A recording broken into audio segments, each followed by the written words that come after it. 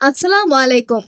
চোখ মিললেই আমরা দেখি অসীম আকাশ, দূরাগত নক্ষত্র, সুউচ্চ পাহাড়, প্রবাহমান নদী।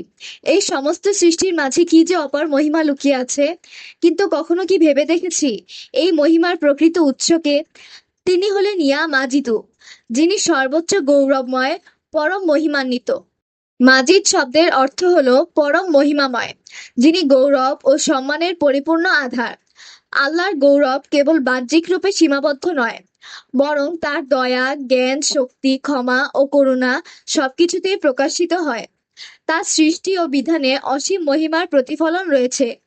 কোরআনে এসেছে, তিনি মহিমান্বিত আরশের অধিকারী। সূরা আল বুরুজ আয়াত 15। এ থেকে বোঝা যায় আল্লাহর মহিমা কেবল আমাদের পৃথিবীতেই নয়, সমগ্র বিশ্বজগতে বিদ্যমান। আল্লাহ কোরআনে বলেন, তিনি সম্মানিত, গৌরবময় এবং অসীম কৃপাশীল। সূরা হুদ আয়াত 73।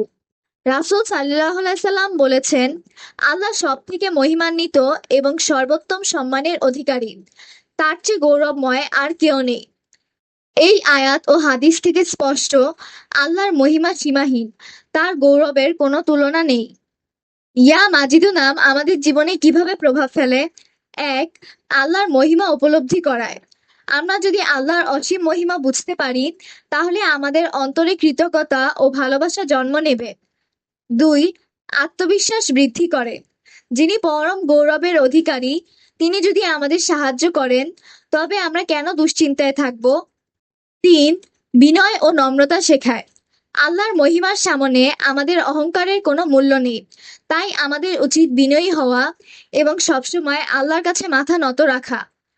কোরআনে আল্লাহ আরো বলেন, যে নিজেকে অহংকার মুক্ত রাখে, আমি তাকে সম্মানিত করি। সূরা আল মুনাফিকুন আয়াত 8। ইয়া মাজিদু নাম দ্বারা বিশেষ কিছু আমলের মধ্যে রয়েছে, দৈনিক 44 বার ইয়া মাজিদু পড়লে হৃদয়ে প্রশান্তি আসে। কোনো কাজে সফলতার জন্য 21 বার ইয়া মাজিদু পড়ে দোয়া করলে আল্লাহ তা কবুল করেন। সম্মান ও মর্যাদা বৃদ্ধির জন্য নিয়মিত এই নাম জিকির করলে তা কল্যাণ বয়ে আনে। একটি সুন্দর হাদিস আছে, যে ব্যক্তি আল্লাহর জন্য নিজেকে বিনয়ী করে, আল্লাহ তাকে মহিমান্বিত করেন। এই হাদিস আমাদের শেখায়, যদি আমরা আল্লাহর মহিমাকে স্বীকার করে নম্র হই, তবে তিনিই আমাদের সম্মানিত করবেন। তাই আসুন, আমরা অহংকার ছেড়ে আল্লাহর পথে চলি।